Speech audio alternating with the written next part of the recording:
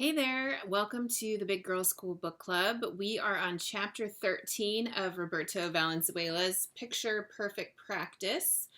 If you are just joining us or just finding out about this book club, you can jump right in at any chapter and you can work your way backwards. I've got all the videos posted on IGTV and YouTube, and you can also find them in our Facebook group.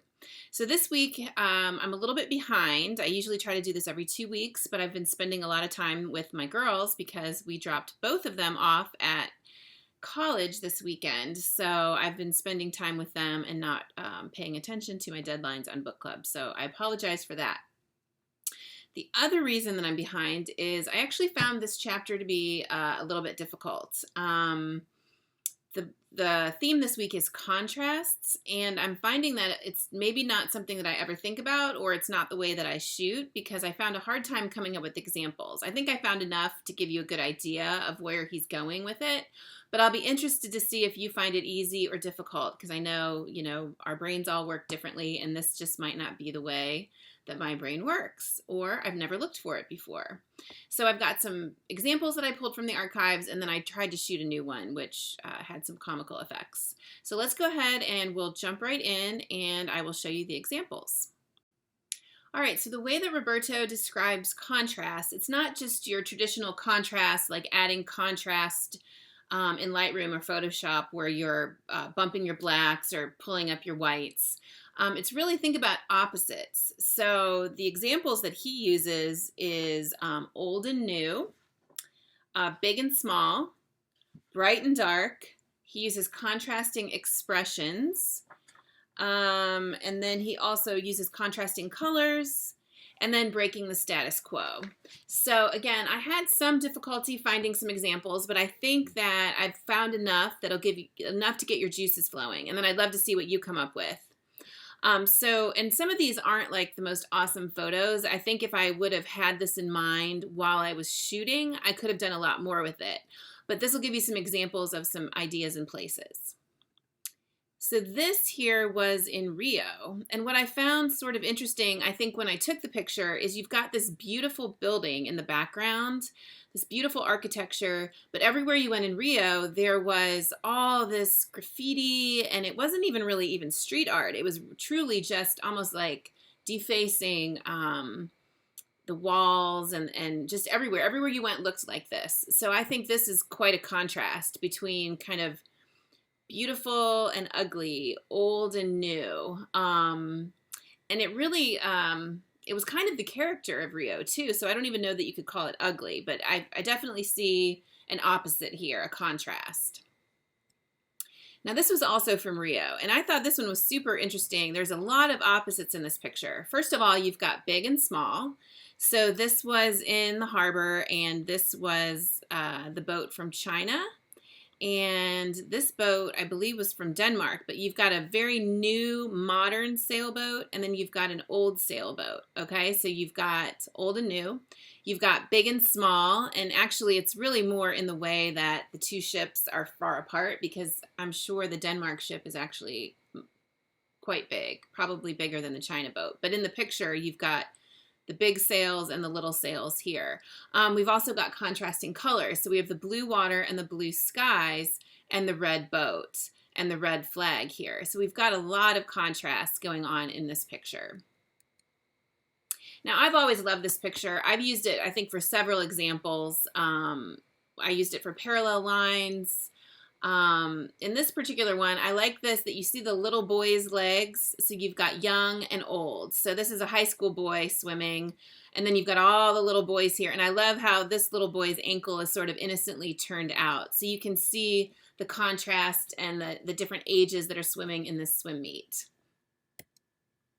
Again, here's a big and small. Now I did find that I do a lot of big and small with the sky. So here I've got the girls. I backed way up. I used a wide angle lens. Let's see what I used here. I used a 50mm lens, so kind of standard, not super wide, but I backed way up, and it really makes the sky, the ocean, the sand look big, and it makes them look small and walking away. One of my favorite pictures ever. Again, I used a GoPro here and just getting really close in on the subject and really showing that this person is just a small person in the huge, big world, big sky, big clouds, big ocean. Same concept here. You can see this is really something that I use a lot. And this is, again, big sky, little person, different perspective. You've got the green and the blue colors, which are kind of contrasting colors. So that's another example. Again, we've got the sky. You can see this is my go-to. I don't use this a lot, but when I do, I tend to go for the sky. So this is London, but it actually, the sky's so big that it makes London look like this tiny little thing off in the distance when it's actually a huge, huge city. So really emphasizing the big clouds and the giant sky. Now here we've got bright and dark, black and white. And I've got quite a few examples of these. This is one that my daughter actually took of her friend, but you can see that it's very bright on one side, very dark on the other. It makes it very dramatic. Again, hockey picture, you know, tough, bright on one side, very dramatic. Here you could do bright and dark. You could also do near and far. So in focus, near, he's in the distance, far.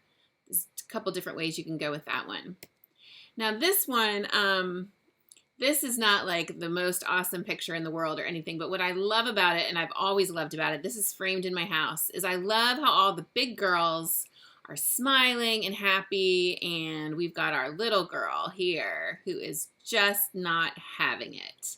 And all the pictures I have from this series, they're either looking at her and kind of laughing, or they're all looking at me and smiling, and she just wanted nothing of it. And I love it. I think it wouldn't be as memorable of a picture if you didn't have the contrasting expressions in this particular picture. Now here, I was in Lexington, Kentucky this weekend, and I didn't have any example of a contrasting expression. So I thought, I'll use a little street art from last week. Here we got Henry Clay, and he looks very stern. So I thought I'll get my daughter to do something fun in front of the wall, and we'll do a contrasting expression. Well, we gave it a try.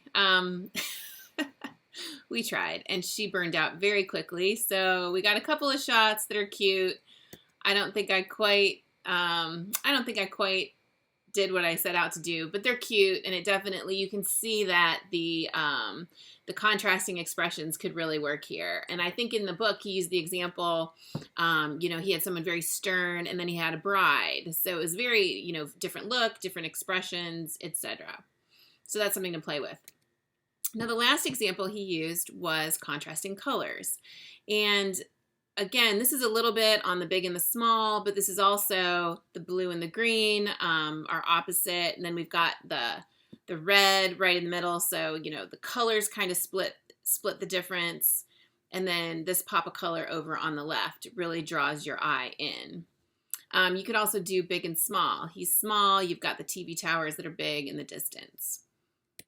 And here, this was a fun photo shoot that I went to. Sony put it on. We could just go down to the studio and shoot, and they had all these different colored lights and sets, and it was a lot of fun. And I thought this one really caught my eye because of her red dress and the blue lit background. So opposite colors really makes it pop. So these are just a few examples. I hope that you can come up with something creative and really share them on Instagram, #TheBigGirlSchool, so we can feature them. I'd love to see what creative ideas that you come up with. I think now that I have this in my mind, I'm going to be much more aware of it as I'm out shooting, looking for opposites. I probably never would have noticed the street art in Kentucky as a stern expression, or even as a possibility to take a picture with, if it weren't for the last couple of chapters of this book club. So I hope that you're getting things out of it, and that you're putting things in your mind so that when you're out looking for ways to shoot, you're finding yourself being more creative and you're coming up with new and fresh ideas. All right, so let me know if you have any questions in the comments, and I can't see the pictures that you come up with. Thanks.